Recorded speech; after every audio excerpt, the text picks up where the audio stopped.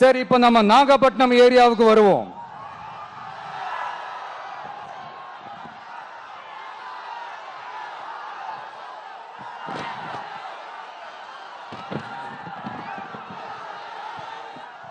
இங்க இருக்கிற மண் வளத்தை பாதிக்கிற இறால் பண்ணைகளை முறைப்படுத்தணும். அப்பதான் மீனவர்களோட வாழ்வாதாரமும் விவசாயிகளோட வாழ்க்கையும் பாதிக்காம இருக்கும்.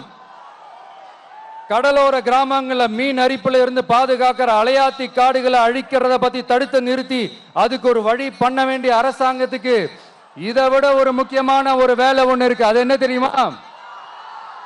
சொந்த குடும்பத்தோட வளர்ச்சியும் சொந்த குடும்பத்தோட சுயநலமும் தான் அந்த முக்கியமான வேலை. இங்க இருக்கிற மக்களுக்கு குடிக்க தண்ணி இல்லாம தவிக்கிறாங்க. அதுக்கு தீர்வா காவிரி தண்ணியை கொண்டு வரலாம். மக்களோட தாகத்தை தீர்க்க கொண்டு வந்தாங்களா?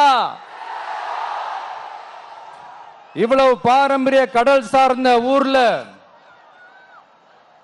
ஒரு கவர்மெண்ட் மெரைன் காலேஜ் ஒன்னு கொண்டு வரலாம். கொண்டு வந்தாங்களா?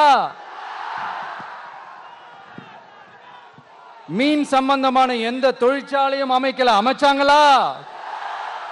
அட்லீஸ்ட் நிறைய பேருக்கு வேலை வாய்ப்பு கிடைக்கிற மாதிரி தொழில் வளர்த்தியாவது பெருக்கலாம். அதையாவது செஞ்சாங்களா?